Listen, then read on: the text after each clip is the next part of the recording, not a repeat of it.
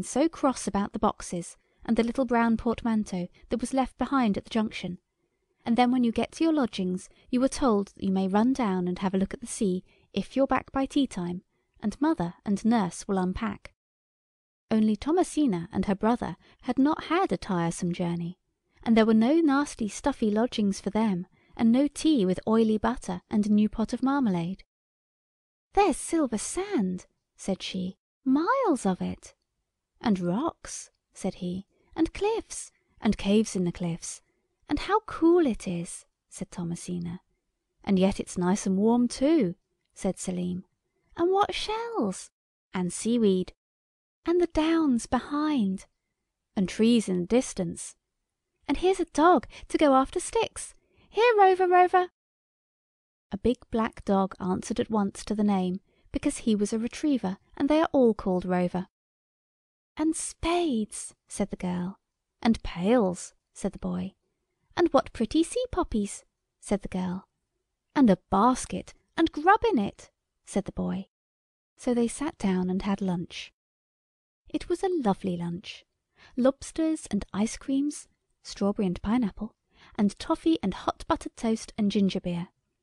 They ate, and thought of the aunt and uncle at home, and the minced veal and sago pudding, and they were very happy indeed. Just as they were finishing their lunch, they saw a swirling, swishing, splashing commotion in the green sea a little way off, and they tore off their clothes and rushed into the water to see what it was. It was a seal. He was very kind and convenient. He showed them how to swim and dive. "But won't it make us ill to bathe so soon after meals? Isn't it wrong?" asked Thomasina. "Not at all," said the seal. "Nothing is wrong here, as long as you are good. Let me teach you water leapfrog, a most glorious game, so cool, yet so exciting. You try it." At last the seal said, "I suppose you wear man clothes. They're very inconvenient. My two eldest have just outgrown their coats. If you'll accept them." And it dived, and came up with two golden sealskin coats over its arm, and the children put them on. "Thank you very much," they said. "You are kind." I am almost sure that it has never been your luck to wear a fur coat that fitted you like a skin, and that could not be spoiled with sand, or water, or jam, or bread and milk, or any of the things with which you mess up the nice new clothes your kind relations buy for you. But if you like, you may try to imagine how jolly the little coats were. Thomasina and Selim played all day on the beach, and when they were tired they went into a cave and found supper, salmon and cucumber, and Welsh rabbit, and lemonade. And then they went to bed in a great heap of straw, and grass, and fern, and dead leaves, and all the delightful things you have often wished to sleep in, only you have never been allowed to. In the morning there were plum pudding for breakfast, and roast duck and lemon jelly, and the day passed like a happy dream, only broken by surprising and delightful meals. The ball woke up and showed them how to play water polo, and they bounced him on the sand with shrieks of joy and pleasure. You know, a ball likes to be bounced by people he is fond of. It is like slapping a friend on the shoulder. There were no houses in Whereyouwantogoto, and no bathing machines or bands, no nursemaids or policemen or aunts or uncles. You could do exactly what you liked as long as you were good. "What will happen if we're naughty?" Selim asked. The ball looked very grave, and answered, "I must not tell you, and I very strongly advise you not to try to find out." "We won't, indeed we won't," said they, and went off to play rounders with the rabbits on the downs, who were friendly fellows and very keen on the game. On the third evening Thomasina was rather silent, and the ball said, "What's the matter, girl bouncer? Out with it." So she said, "I was wondering how mother is, and whether she has one of her bad headaches." The ball said, "Good little girl, come with me and I'll show you something."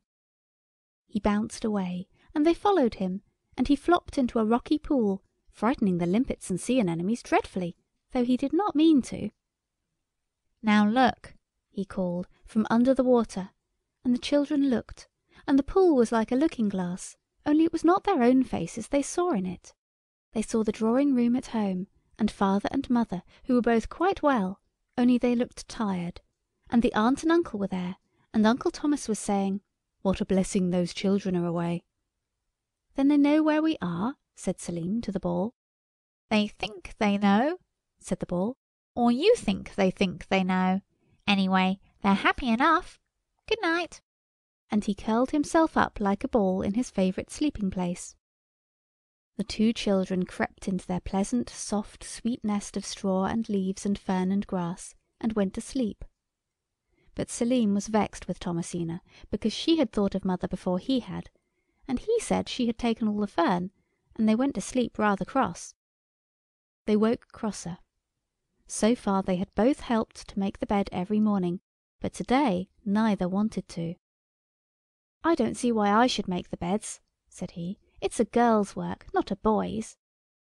"I don't see why I should do it," said Thomasina. "It's a servant's place, not a young lady's." And then a very strange and terrible thing happened. Quite suddenly, out of nothing and out of nowhere, appeared a housemaid, large and stern and very neat indeed, and she said, "You are quite right, miss. It is my place to make the beds, and I am instructed to see that you are both in bed by 7. Think how dreadful this must have been to children who had been going to bed just when they felt inclined. They went out onto the beach. "You see what comes of being naughty," said Thomasina, and Selim said, "Oh, shut up, do." They cheered up towards dinner time. It was roast pigeons that day, and bread sauce, and whitebait, and syllabubs, and for the rest of the day they were as good as gold, and very polite to the ball. Selim told it all about the dreadful apparition of the housemaid, and it shook its head. I know you've never seen a ball do that, and very likely you never will, and said, "My bounceable boy, you may be happy here for ever and ever, if you're contented and good. Otherwise, well, it's 6:45. You've got to go." And sure enough they had to. And the housemaid put them to bed, and washed them with yellow soap, and some of it got in their eyes. And she lit a nightlight, and sat with them till they went to sleep, so that they couldn't talk, and were ever so much longer getting to sleep than they would have been if she had not been there. And the beds were iron, with mattresses, and hot stuffy fluffy sheets, and many more new blankets than they wanted.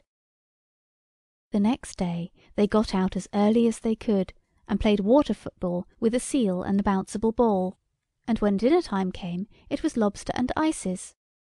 But Thomasina was in a bad temper. She said, "I wish it was duck." And before the words had left her lips, it was cold mutton and rice pudding, and they had to sit up to table and eat it properly too, and the housemaid came round to see that they didn't leave any bits on the edges of their plates, or talk with their mouths full. There were no more really nice meals after that, only the sort of things you get at home. But it is possible to be happy even without really nice meals. But you have to be very careful. The days went by pleasantly enough. All the sea and land creatures were most kind and attentive. The seal taught them all it knew, and was always ready to play with them. The starfish taught them astronomy, and the jellyfish taught them fancy cooking. The limpets taught them dancing as well as they could for their lameness. The seabirds taught them to make nests, a knowledge they have never needed to apply.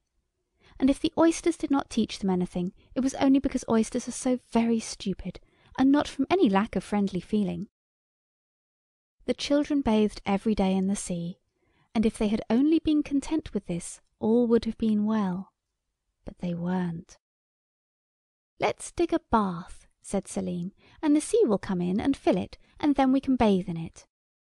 So they fetched their spades and dug, and there was no harm in that, as you very properly remark. But when the hole was finished, and the sea came creeping up, and at last a big wave thundered up the sand and swirled into the hole, Thomasina and Selim were struggling on the edge, fighting which should go in first. And the wave drew sandily back into the sea, and neither of them had bathed in a new bath. And now it was all wet and sandy, and its nice sharp edges rounded off, and much shallower. And as they looked at it angrily, the sandy bottom of the bath stirred and shifted and rose up, as if